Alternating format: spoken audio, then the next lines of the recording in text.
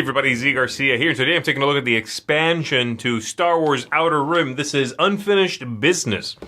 This expansion is going to give you a lot more of what came in the box game already, as well as a couple of modules you can choose to throw in there. It's going to give you one that increases negotiation and wheeling and dealing between the players, one that gives you and is meant to give you a little more direction while you play, and then the third and final thing that is kind of a new thing is the solo gets beefed up by this box.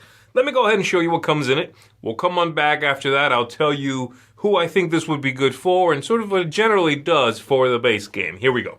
All of the contents of the expansion can be largely broken down into two categories. That is, more of the kind of content that was already in the core box, and then the new ideas and new concepts, which are generally broken down, I would say, into three things. And I'll talk about that in just a little bit. But the main thing you're getting here is a lot more of what you already had in the original game, a lot of which is out here. And we can also take a look at the front of the rulebook here and see that. So you are going to get more characters. You get 8 new characters with their standees. That doubles the amounts from the base game. You get new encounter cards, which are going to end up in here. And again, that just about doubles everything you had. New market cards. You are going to get new ships. And again, many more ships. And then, of course, the necessary data bank cards. Those are more, needed because of things you're going to be encountering in the game. You get the 4 new reference cards right here. And then some more dice, some other things, okay? So let me talk about a few of the things here that do change what's going on. I'll briefly give you a look at the characters as well and the new ships over here. So, things that are going to change the game are going to be, well, there's 3 different ways that the game has changed dramatically. There's 2 that are modules, and you can use those however you want to, if you want to throw them both in, or you can just use one and not the other, whatever. One of them is favors, and favors is a new idea in which the players can now ask each other for favors and use these new favor tokens to cash that in later on. On the back of the new player aids, it tells you what the favors can be. So for example, right, I could ask somebody else at any time, as long as I'm not in the middle of resolving a die roll, I can ask them to let me use one of their skills, for example, for a skill test. I can get endorsement, which means I gain one of that player's positive reputations until the end of the turn, so I can bypass something on the map, for example. And if I do so, perhaps we'll make a barter, we'll make a deal, and I'll give them my reputation token, this here for the favor. So I give them that, they'll keep it, and at any time they could give this back to me and then claim one of these favors that I can say no to. So it kicks up the interaction between the players. And in fact, if I give this to someone, this could be part of a deal they make with someone else. So this might end up moving to a different player and being traded to them for some benefit that player is asking for. So these are going to increase the interaction between the players, and it changes, again, the wheeling and dealing that could happen in the game. So that is the favors module, and again, you can choose to throw that in. The rulebook says this doesn't really increase the playtime, and I would say that's generally right. The other one is going to be the ambitions expansion or module, and this one does change the game quite a bit, whereas I think the favors don't do so as much. And the idea here is, at the beginning of the game, players are going to draft these, and this gives you a new way in which you win. You have to complete these objectives here. It changes your starting money, possibly any other starting setup, and you need to complete all these things plus get to the necessary number of victory points in order to win. When you do the last one, generally the one that has that symbol there, it needs to be the last one. You need to have the necessary number of victory points. You do this, you win the entire thing. So it's not just a straight up race to 10 victory points or 8 or whatever you want to do. And there's, like I said, a few of these, all of which give you a little more personality. They make you much more of a pirate or, more of a trader, more of a crime lord, like this one here. Give you new things to pursue, give you much more direction in the game as opposed to just, well, I guess I'll fly this way and see what I encounter, pick that thing up, take it over there, all right? They do recommend you lower the threshold for the victory points because this will make the game longer. So instead of playing to 10 victory points, for example, you might want to play to 8 victory points and this. And that way the game, gets a little bit shorter that way. So that's the idea for those. Besides that, like I said, a couple of changes to the gameplay itself, where one of them is the end caps here that were in the original map, the original rim, are changed with these. So you're not going to need these anymore while you're playing with the expansion. And these give you a couple of new planets that go on the ends, and you can jump from one core planet to the other one, or the core of the galaxy, I guess. The spinward core here, the trailing core, you will have an encounter there. You will decide before you flip that encounter card if you are traversing through, going from one to the other. And this is a way in which you could be able to, instead of having to move all the way around the rim to the other side, you can just jump from one side to the other side a little more quickly. It's a really cool idea, and again, it gives you a little more story. There's new encounters. So that works really well. I like that a lot. We've also got these new tokens here that besides setting up all of the ones you begin with on the map, you're going to shuffle up the orange ones and put one on each planet, and you can have encounters with these. There's also rules now where these are going to be revealed. All of the ones on the map are going to be revealed, and you can encounter them. These are going to be the player tokens, or the player characters sometimes. And if indeed you do flip over a character that you are playing, say I'm Han Solo, and Han Solo gets revealed out there, then you will remove it, okay? I already exist in this world, so this token will just go away. So these are nice, and again, it kicks up the interaction with these named characters and well-known characters a little bit more.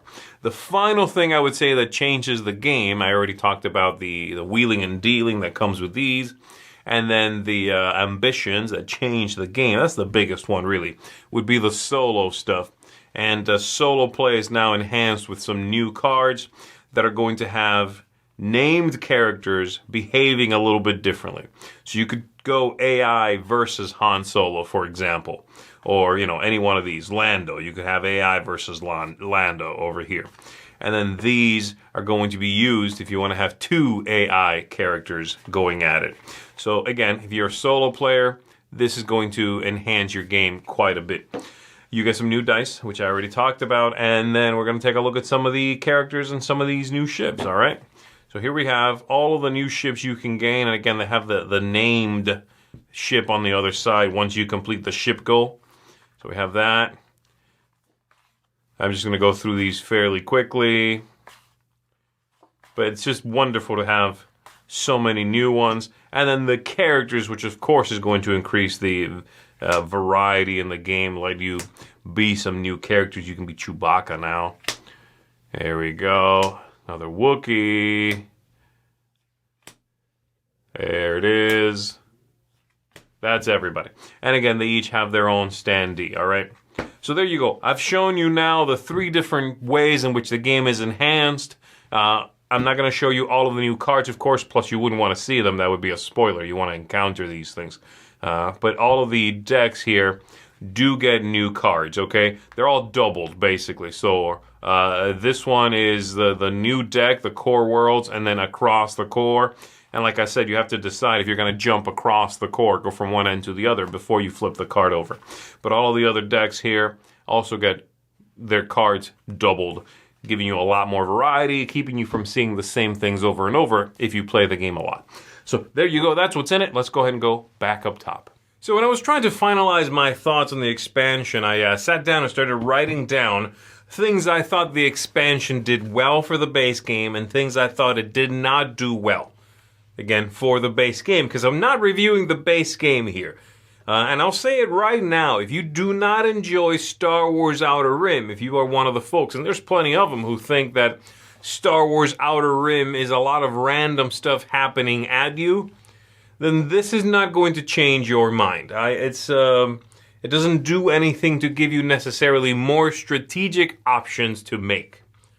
So this is not one of those expansions that sets out to really fix anything. The one thing I suppose you could say it does, it attempts to do, and I think it does do, is it makes bounty hunting in the game, which felt a little underpowered, especially early in the game, it does make that more of a feasible path now, where you can get to bounty hunting a little bit earlier in the game and you can see more things out there.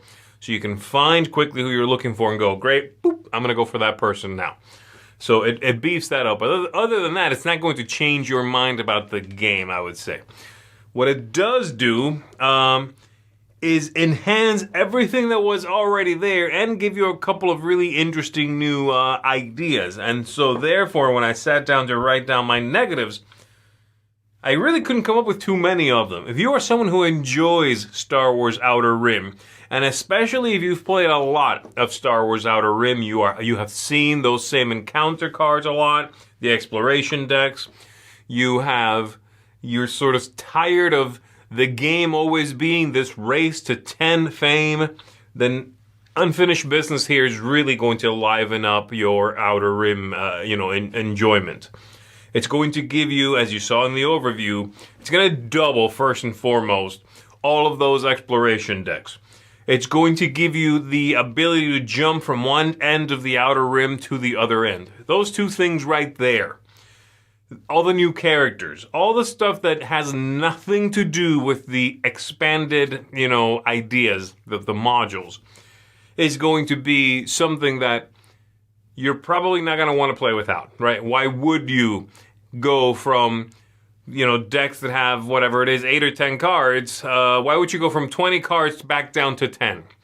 Why would you not give the players this ability of quickly jumping across, through the core worlds and be able to take a job and maybe complete it across the Outer Rim? All of these ideas are excellent. And there's no reason to undo them, pretty much ever. They're not more complex. There's not too much more going on. That stuff is always in. So right there, if you don't want to mess with the general flow of the game at all, that's already in. And already makes this expansion something I would recommend. But above and beyond that, the different parts do enhance what's happening in the game. If you are sick of, like I said, that race to 10 fame, and it kind of ends up playing the same for you after a while. Random stuff, look at that, I went and did that, I took on this job, I delivered that thing, finally I'm starting to get some fame. Well, now you can play with the ambitions, and those ambitions give you a roadmap a little bit. They do make the game longer. And that's one of my few negatives, I guess, if I had to pick some things. They also, depending on the kind of player you are, I think they have the feeling, they have the possibility to make you feel like you have a roadmap, finally, and are not just sort of stumbling around in space. But the opposite could also be true if the way you enjoy playing Outer Rim is as a sandbox game, because you are no longer really in as much of an open sandbox. You have a roadmap now. This is now how you win.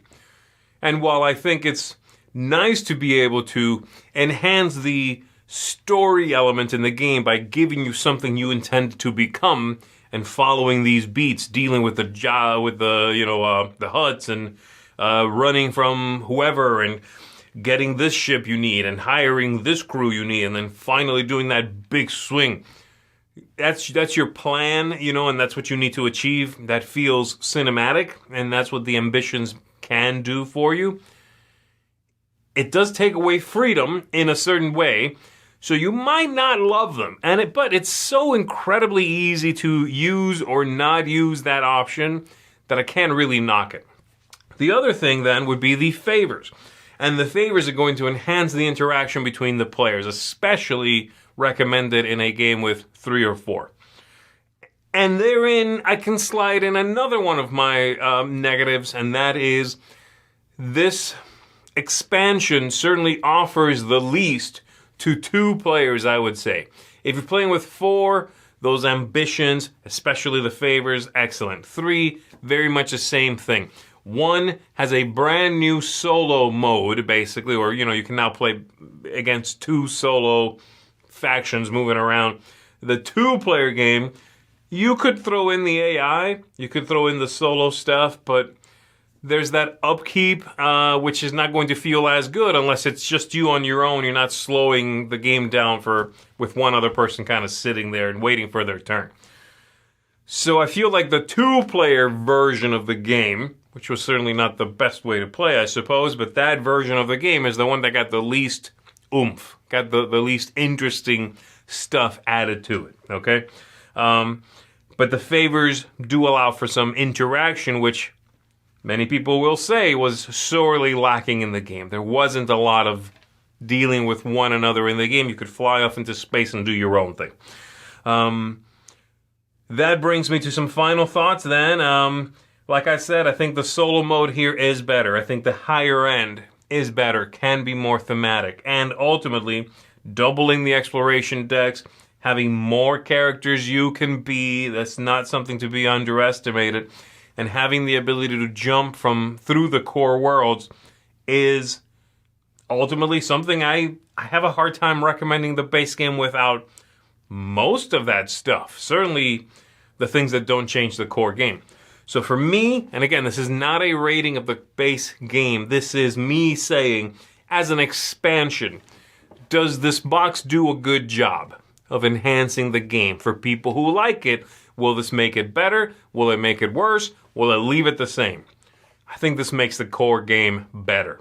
You don't have to use it all, but even if you don't, just by being shuffled in, it makes the base game better. So I'm actually coming in at a 9 on this one. I think it's an incredibly good expansion.